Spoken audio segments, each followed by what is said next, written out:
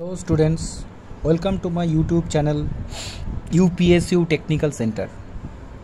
আজকে আমরা আলোচনা করব গত ক্লাসের ইনকমপ্লিট টপিক নিয়ে ডিপেন্ডেন্ট সোর্স।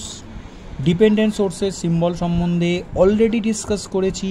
ডায়মন্ড শেপ এই সিম্বলটা আমরা ডিপেন্ডেন্ট সোর্সে ইউজ করব।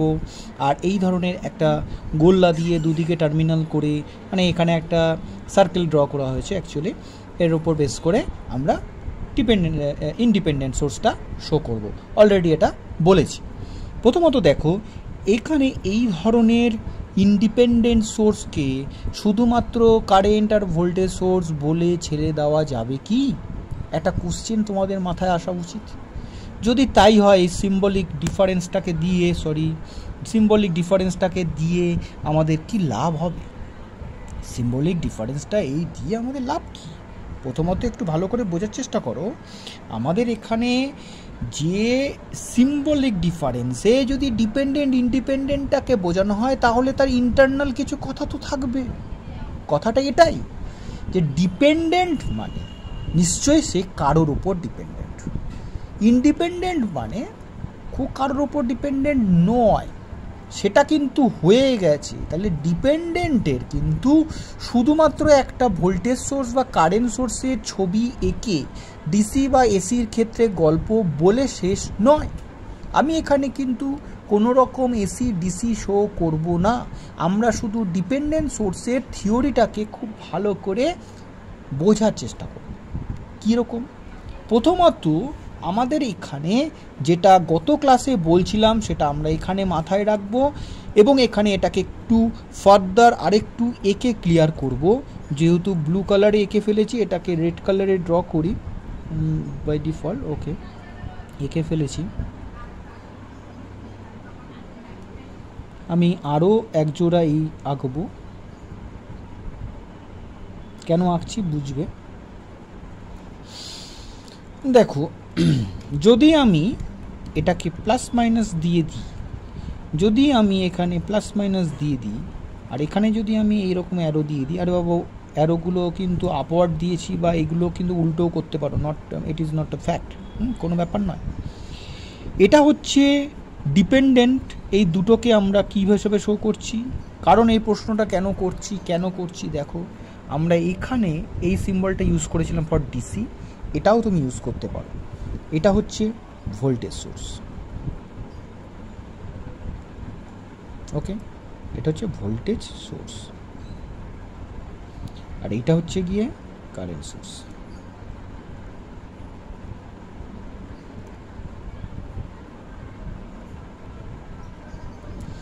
এই ভোল্টেজ সোর্স, এই কারেন্ট সোর্স, এই ভোল্টেজ সোর্স আর কারেন্ট সোর্সের জন্য আমরা এই ধরনের সিম্বলগুলো ব্যবহার করলেই তো মিটে যেত। তাহলে আমার এবার ব্যাপার কি? নিশ্চয়ই কোনো থিওরিতে গল্প আছে। টুইস্ট এটাই যে এখানে না অনেকগুলো পয়েন্ট পড়তে হবে। পয়েন্টগুলো আমি শর্টে লিখছি, মুখে বড় বড় করে বলছি। ফার্স্ট হচ্ছে V C V S. Next VCVS হলো VCCS। ওকে, 3 নম্বর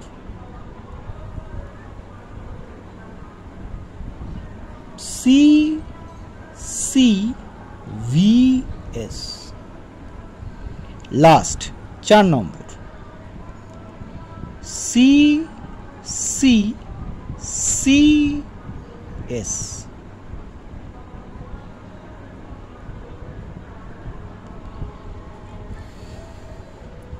ফার্স্টে এটাকে নিয়ে শুরু করি। Voltage control voltage source. Voltage controlled voltage source definitely আমি একটা কথা বলে রেখেছি, ইট ইজ ডিপেন্ডেন্ট সোর্স।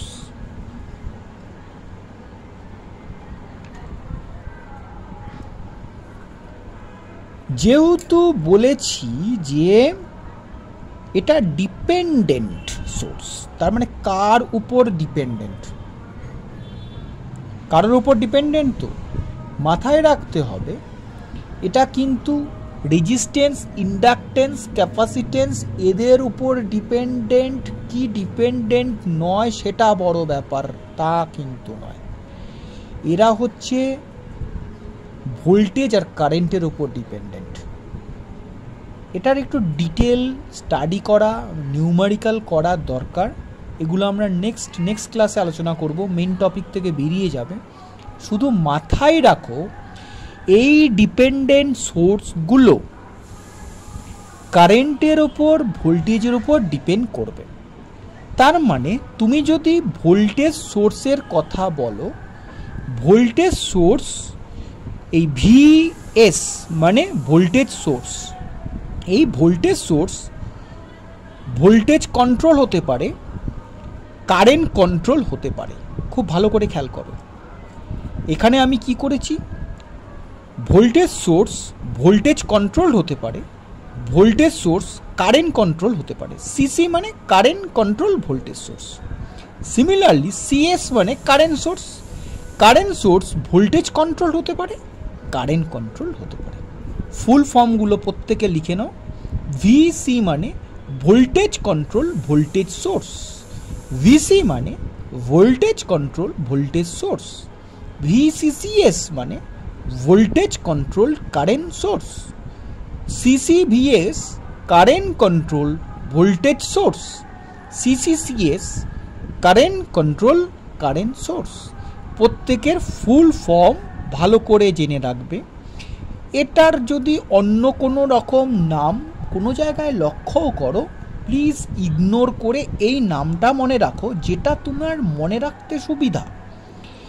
ভিসিভিএস এই জায়গায় অন্য কোনো রকম নাম থাকলেও থাকতে পারে। কারেন্টের জায়গায় অনেকে আই ইউজ করেছে, আমি ওই কন্ট্রোভার্সিগুলোকে উঠিয়ে দিয়ে শুধুমাত্র কারেন্টের সি, ভোল্টেজের ভি, সোর্সের এস, কন্ট্রোলের সি ব্যবহার করে নামটাকে লেখার চেষ্টা করেছি, যাতে প্রত্যেকটা স্টুডেন্ট একেবারে পরিষ্কারভাবে থিওরি বোঝা এবং লেখা দুটোতেই চোস্ত হয়ে যায়।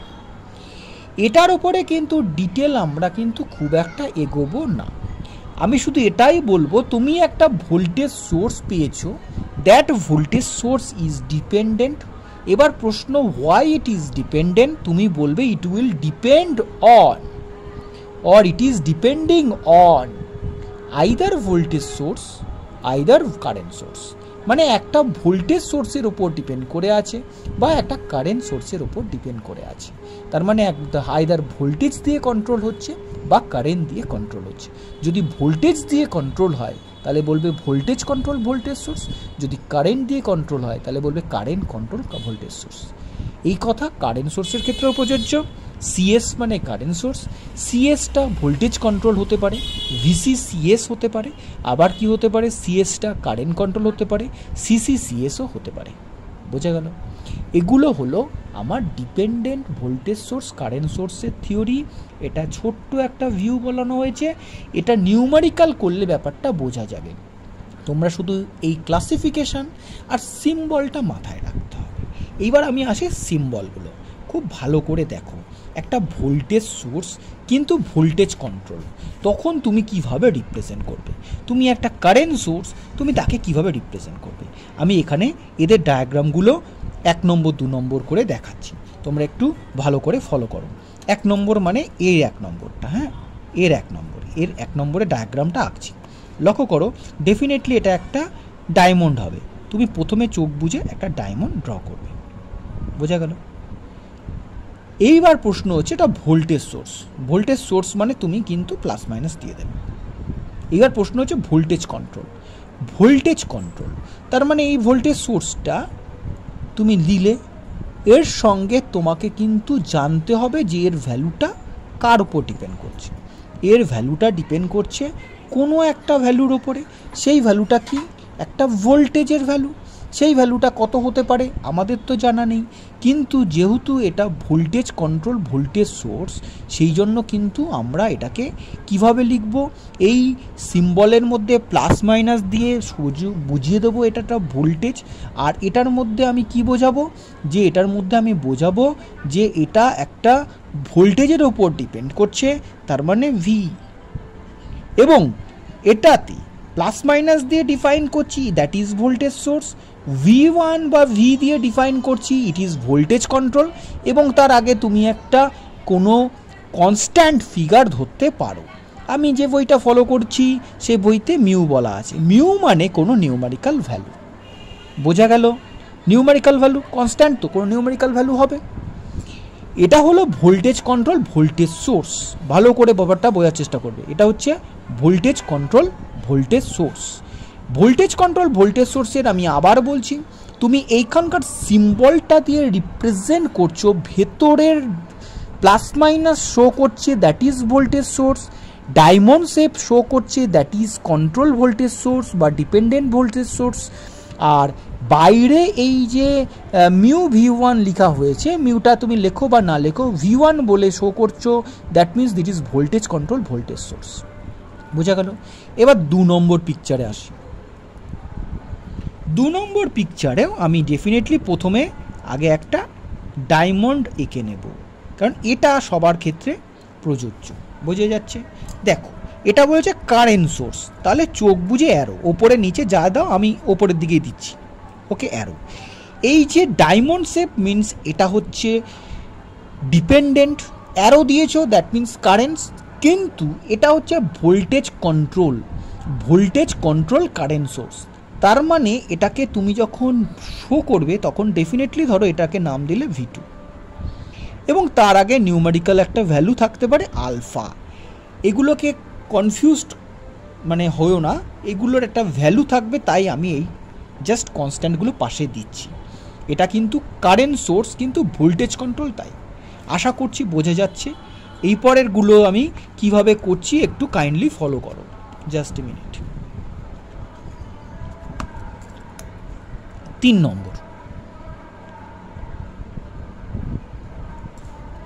নম্বরে দেখো কি হচ্ছে। 3 নম্বরে আছে কারেন্ট কন্ট্রোল কারেন্ট। আমরা প্রথমে ডায়মন্ড ড্র করব, আমি তো কনসেপ্টটা তোমাদের বুঝিয়ে দিয়েছি। ফার্স্ট ডায়মন্ড ড্র করবে, নেক্সট কি ডিসিশন নেবে, what is this voltage source, okay. Next কি সিসি মিন কারেন্ট করো, তার মানে এটা কিন্তু কারেন্টের উপর ডিপেন্ড করছে I1। এবং তুমি এখানে বলে দিলে আলফা, আলফা হয়েছে বিটা, আলফা বিটা গামা দিয়ে দাও, গামা দিয়ে দাও। এটা কি, এটা দিয়ে তুমি কি বোঝাতে পারছো, ইট is a voltage source but it is current control. বোঝা গেল? Current control voltage source. 3 নম্বর। লাস্ট ওয়ান 4 কি বলেছে, কারেন্ট কন্ট্রোল কারেন্ট সোর্স। তা প্রথমত আমার আঁকবো ডায়মন্ড, ওকে।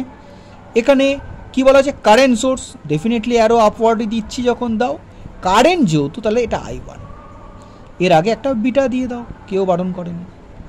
এইভাবে কিন্তু আমি সিম্বলিক্যালি প্রত্যেকটা ডিপেন্ডেন্ট সোর্সকে শো করলাম।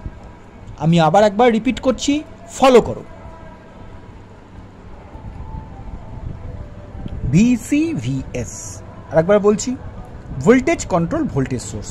তাহলে তুমি প্রথমেই একটা ডায়মন্ড ড্র করবে, that is the significant of it is a dependent source. তারপরে ভেতরে ড্র করে দেবে বা ভেতরে লিখে দেবে plus minus, that is the significant of the voltage source. So it is a dependent voltage source but it is controlled by what, voltage control. যেই voltage control বলবে তখন কিন্তু বাইরে ভ্যালুটা লিখবে ভি দিয়ে, মানে it is dependent on some voltage, ঠিক আছে। বা সেই ভোল্টেজের ভ্যালুর আগে তুমি একটা কনস্ট্যান্ট মানে নিউমেরিক্যাল ফিগার 5 ভোল্ট সেটা লিখতে পারো। বোঝা গেল? নেক্সট কি, ভোল্টেজ কন্ট্রোল কারেন্ট সোর্স। তাহলে কারেন্ট সোর্স যেহেতু কন্ট্রোল কারেন্ট সোর্স, মানে এটা একটা ডিপেন্ডেন্ট, তাই ডায়মন্ড কারেন্ট সোর্সের জন্য অ্যারো সাইন, আর তার উপরে তুমি এটা কার উপর ডিপেন্ডেন্ট? ভোল্টেজের উপর, তাই এখানে V2 লেখা হয়েছে। ইট উইল ডিপেন্ড সাম ধরো 5 ভোল্ট, তাহলে 5 ভোল্ট লিখবে, তা সেখানে আলফাটা শো করানো হচ্ছে। বোঝা গেল? V1 V2কে কনফিউজড হয়েও না, ইট ইজ ডিপেন্ডেন্ট সাম ভোল্টেজ, সেই ভোল্টেজটাকে V1 V2 লিখতে পারো বা শুধু ভিও লিখতে পারো। নেক্সট হচ্ছে current control voltage source. Current control voltage source তার মানে প্রথমত এটা ডিপেন্ডেন্ট, তার মানে এটা ডায়মন্ড হবে। ভোল্টেজ সোর্স তাই প্লাস মাইনাস দেবো। কারেন্ট কন্ট্রোল তাই I লিখবো, এখানে I1 লিখেছি। ধরো 5 অ্যাম্পিয়ার, তাহলে 5I হতো, তা আমি এখানে 5I না লিখে কী লিখেছি? গামা দিয়েছি। Gamma maybe any value, but it is constant. Next CCCS means current control current source, তার মানে প্রথমত এটা ডিপেন্ডেন্ট, তার ডায়মন্ড, ভেতরে কারেন্ট সোর্স তাই অ্যারো দিতে হবে। এটা কারেন্টের উপর ডিপেন্ড করছে, তার মানে I2 লিখবো। কত কারেন্ট? ধরো 5 অ্যাম্পিয়ার, 5I, তাই সেখানে আমি 5 না লিখে একটা আরবিট্রারি বিটা লিখেছি। Beta is treated as a constant value. বোঝা গেল? এইভাবে কিন্তু আমাদের এখানে এই টপিকটা ক্লিয়ার হলো, যে টপিকটা আমরা আগের ক্লাসে স্টার্ট করেছিলাম। এখানে আমরা কিন্তু এটাকে কমপ্লিট করলাম। ঠিক আছে, এরপর আমরা শুরু করব কিরচফস কারেন্ট অ্যান্ড ভোল্টেজ ল। বোঝা গেল? কিরচফস কারেন্ট ল আর কিরচফস ভোল্টেজ ল। এই কিরচফস কারেন্ট ল আর কিরচফস ভোল্টেজ ল এগুলো আমাদের সাধারণত একটা খুব ইম্পর্টেন্ট টপিক। কেন? ফার্স্ট অফ অল হচ্ছে কেন? কারণ হচ্ছে আমরা ওহমস ল অ্যাপ্লাই করে কমপ্লিকেটেড সার্কিটের কারেন্ট ক্যালকুলেশন করা বা ভোল্টেজ ক্যালকুলেট করা কিন্তু সম্ভব নয়। কেন সম্ভব নয় সেটা নিউমারিক্যালে আমরা সেটা দেখব। ওহমস ল কী বলে? ওহমস ল বলছে যে তুমি ধরো একটা রেজিস্ট্যান্স রয়েছে, রেজিস্ট্যান্সের অ্যাক্রসে তুমি ভোল্টেজ জানো, তাহলে কারেন্ট কত জানো, বা তুমি একটা রেজিস্ট্যান্সের মধ্যে কারেন্ট কত যাচ্ছে জানো, আবার ভোল্টেজও জানো। কারেন্ট কত যাচ্ছে জানো কিন্তু ভোল্টেজ জানো, তাহলে কারেন্ট বার করতে পারবে V = IR দিয়ে। প্রশ্ন হচ্ছে it is a very simple নেটওয়ার্কের ক্ষেত্রে। ভেরি সিম্পল নেটওয়ার্ক মানে আমি শুধুমাত্র একটা রেজিস্ট্যান্সের কথা বলছি, কিন্তু যখন আমরা একটা বড় নেটওয়ার্ক যেখানে series parallel combination through out network simulation করে যদি ক্যালকুলেট করতে বলে কারেন্ট, তাহলে ডেফিনেটলি আমাকে কিন্তু আরও কিছু স্টেপ এগোতে হবে। এই জিনিসটা আমাদের এই কারচফস ল কিন্তু কি করলো? এটাকে তোমার সলিউশন করতে আমাদের হেল্প করলো। ঠিক আছে, কারচফস ল সলিউশন করতে কি হেল্প করলো সেটা আমরা ফার্দার দেখব। তার আগে আমরা স্টাডি করব network terminology. Network terminology heading করো, ইজ ভেরি ভেরি ইম্পর্টেন্ট। সিলেবাসে কোথাও বলা না থাকলেও আমাদের কিন্তু এটা একটু জানতে হবে। Network terminology.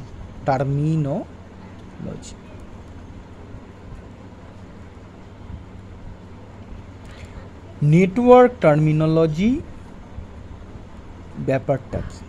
অ্যাকচুয়ালি আমি এরপরে কিছু এক্সট্রা লেকচারের পার্টের মধ্যে রাখবো, ওগুলো একটু দেখবে। What is network, what is circuit, হ্যাঁ এগুলো সব আসবে, একটু দরকার আছে। What is synthesis, what is analysis, এগুলো কয়েকটা জিনিস, কতগুলো ওয়ার্ড। আমি এগুলো যদিও এখানে বলছি, খুব একটা এগুলোতে যাব না। আমি এখানে 2-4টে জিনিস বলে বেরিয়ে যাব। প্রথমত 2-4টে জিনিস বলে। প্রথমত যে নেটওয়ার্ক টার্মিনোলজির মধ্যে আমরা এখানে কেন বলবো, দুটো কথা এখানে আসবে।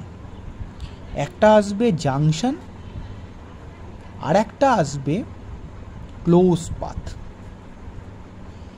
কি বললাম? একটা আসবে জাংশন আর একটা আসবে ক্লোজ পাথ। এই জাংশন যাকে আমরা আবার নোডও বলবো, আবার ক্লোজ পাথ তাকে আবার আমরা লুপ বলবো, বা তাকে আবার মেশ বলবো। এই যে কনফিউশন, এই কনফিউশনটাকে আমরা এখানে ক্লিয়ার করতে চাই। বোঝা গেল? এই যে জাংশন, এই যে নোড, আবার বলছে ক্লোজ পাথ, সেখান থেকে আসছে মেস আর লুপ। এই কতগুলো কনফিউশনকে দূর করার জন্য আমরা প্রথমত এই জিনিসগুলোকে, এই টার্মগুলোকে এইখানে আমরা ক্লিয়ার করে নেব। ফার্স্ট হেডিং দাও নোড।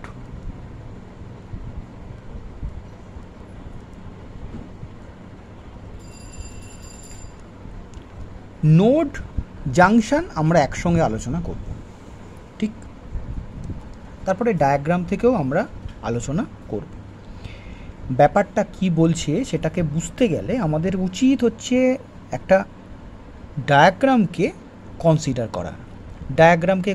করা। দেখো আমরা একটা ডায়াগ্রাম আঁকছি, একটু সিম্পলের মধ্যে কমপ্লিকেটেড।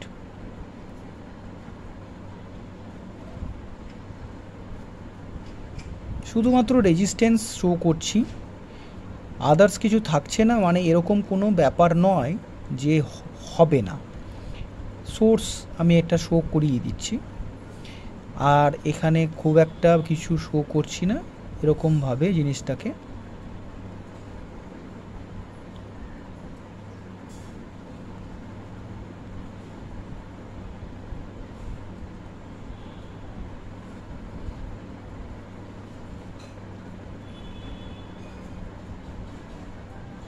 এই সার্কিটটাকে ফার্স্ট এখানে, ওকে। আর এরপরে এদের এখানে কি আছে না আছে দরকার নেই, পয়েন্টগুলো নাম দিই, A B C D E. এইবার হচ্ছে এইখানে হচ্ছে অনেকগুলো পয়েন্ট, নাম দিয়ে দিতে পারো F E F G H I J. আগে দাও, পরে আরও কিছু রহস্য এখান থেকে আমরা সলভ করব। রহস্যগুলো কি? ফার্স্ট বলা হচ্ছে নোড। নোড কোনগুলোকে বলছে? আবার আমি বলবো যেখানে জাংশন।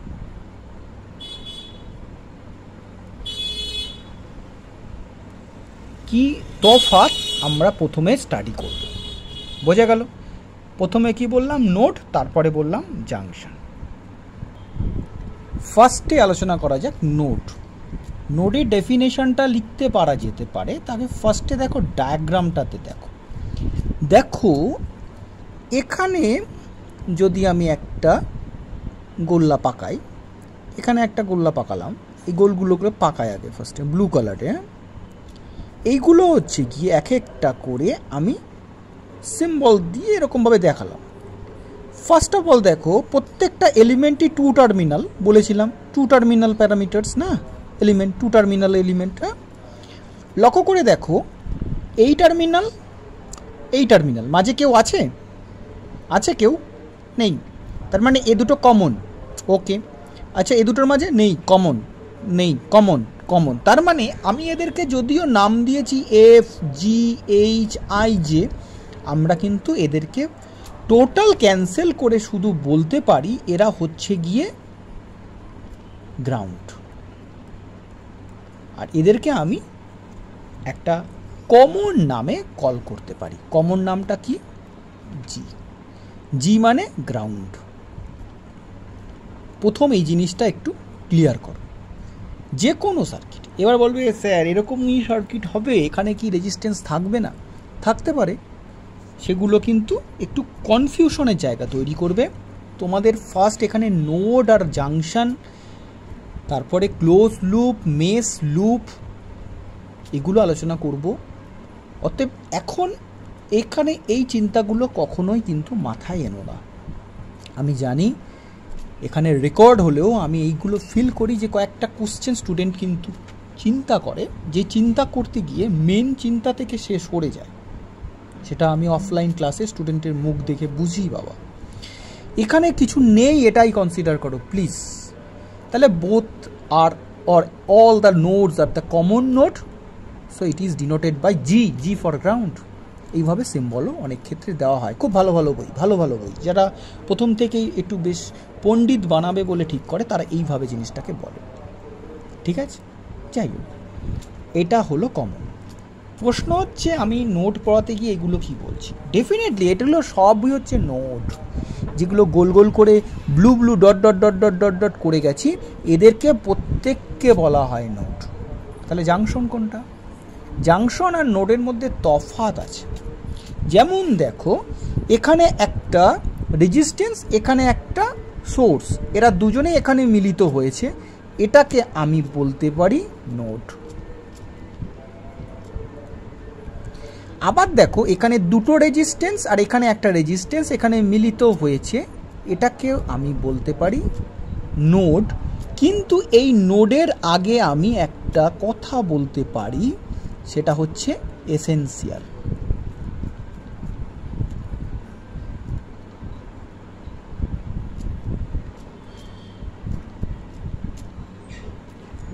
মানে কি? এটাও এসেনশিয়াল, এটাও এসেনশিয়াল, এটা নোড, এটা নোড, এটা নোড। এদেরকে কি বলবে? এটা তো নোড, এটা কমন নোড, এটাকে ডেটাম নোড বলা হয়। ছেড়ে দাও, বাদ দাও। এখান থেকে তাহলে একটা ব্যাপার বোঝা যাচ্ছে, এসেনশিয়াল নোড পাচ্ছি, আবার নোড পাচ্ছি, এসেনশিয়াল নোডও পাচ্ছি, নোডও পাচ্ছি।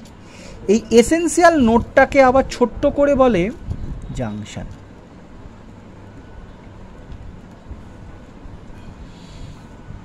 ছবি দেখে কি বলা যায়? স্যার দুটো প্যারামিটার মিলছে যেখানে, সেটাকে স্যার নোড, আর যখন তিনটে করে এলিমেন্ট অ্যাড হচ্ছে সেটাকে junction. It is not absolutely true. দুই বা দুইয়ের বেশি যদি কানেকশন হয়, তাহলে মানে দুই বা দুইয়ের অতিরিক্ত এলিমেন্ট যদি একটা পয়েন্টে মিলিত হয়, তখন ওই পয়েন্টটাকে বলা হয় নোড। ইংলিশে বললে, when two or more elements are connected together at a single point, then that single point is called node. Junction. When three or more elements are connected to a single point, then that single point is called junction, essential node, whatever you can say. দুটো element মিলিত হলেই node, দুয়ের বেশি মিলিত হলেও node, কিন্তু তিনটে element মিলিত হলে নোড হবে না তা নয়। তিনটে এলিমেন্ট মিলিত হলে নোড হবে না তা নয়, সেটাকে আমরা জাংশনও বলি। তবে তিনটে এলিমেন্ট মিলিত হলে তুমি জাংশন বা নোড দুটোই বলতে পারো, কিন্তু দুটো এলিমেন্ট মিলিত হলে তোমাকে শুধু নোডই বলতে হবে। বোঝা গেল? ধরো তুমি একটা রেজিস্ট্যান্স, এই একটা রেজিস্ট্যান্স রয়েছে, এদের দুজনকে নিয়ে তুমি এই পয়েন্টে মিলিয়ে দিলে, এটাকে তুমি অবশ্যই নোড বলবে, জাংশন নয়। কিন্তু এখানে তোমার একটা রেজিস্ট্যান্স আছে, এখানে তোমার একটা রেজিস্ট্যান্স আছে, এখানে তোমার একটা সোর্স আছে, তুমি এদেরকে কানেক্ট করে দিলে এইভাবে, তুমি যেই না কানেক্ট করে দিলে এই পয়েন্টটা অবশ্যই নোড, একাধারে নোড, একাধারে জাংশন। তার জন্য এটাকে এসেনশিয়াল নোড বলা হয়। তিনটে দিয়ে শুরু হলেই জাংশন, দুটো দিয়ে শুরু হলে নোড, এই জিনিসটা মাথায় রাখবে। জাংশন বা নোডের এখানে যে ছোট্ট করে যে ওভারভিউ একটা যে আমি আলোচনা করলাম, সেটার পারপাস হচ্ছে আমরা যখন কারচফস কারেন্ট ল আলোচনা করব, তখন আমরা একটা নোডের থিওরি আসবে, নোডের ইউটিলাইজেশন, নোডটাকে ইউটিলাইজ করা দরকার পড়বে, নোডটাকে ইউটিলাইজ করা দরকার পড়বে, বা জাংশনটাকে ইউটিলাইজ করার দরকার পড়বে। তবে আমি একটা কি বললাম, দুটো এলিমেন্ট জুড়লে নোড, দুয়ের বেশি গেলেই জাংশন, দুয়ের বেশি গেলে জাংশনের জায়গায় নোডও তুমি বলতে পারো, কিন্তু দুটো এলিমেন্ট কানেকশন হলে কখনোই জাংশন বলা যাবে না। এখানে আমাদের ওই জাংশন ওয়ার্ডটার ইউটিলিটি তুমি ওখানে দেখতে পাবে, বা নোডের কথা তুমি ওখানে দেখতে পাবে। সেই জন্য আমরা এখানে নোড বা জাংশন, এই যে দুটো নেটওয়ার্ক টার্মিনোলজি রয়েছে, এই দুটো টার্মিনোলজি আমরা এখানে স্টাডি করলাম। বোঝা গেল? তাহলে আমরা এই লেকচারে এই লেকচারটাতে আমরা কী কী জিনিস আলোচনা করলাম? ইনিশিয়ালি আমরা আলোচনা করেছি সোর্স, তারই কন্টিনিউশনে এখানে আমরা ডিপেন্ডেন্ট সোর্সের ডিটেল স্টাডি করলাম। ডিটেল স্টাডির সাথে সাথে আমরা যেটা এখানে আলোচনা করলাম সেটা হচ্ছে যে কারচফস কারেন্ট ল বা কারচফস ভোল্টেজ ল স্টাডি করতে গেলে আমাদের কিছু টার্ম আমাদের চলে আসবে। সেই টার্মগুলো হচ্ছে নেটওয়ার্ক টার্মিনোলজি হিসাবে ট্রিটেড। সেই টার্মগুলো আমরা এখানে ক্লিয়ার করলাম। Thank you very much.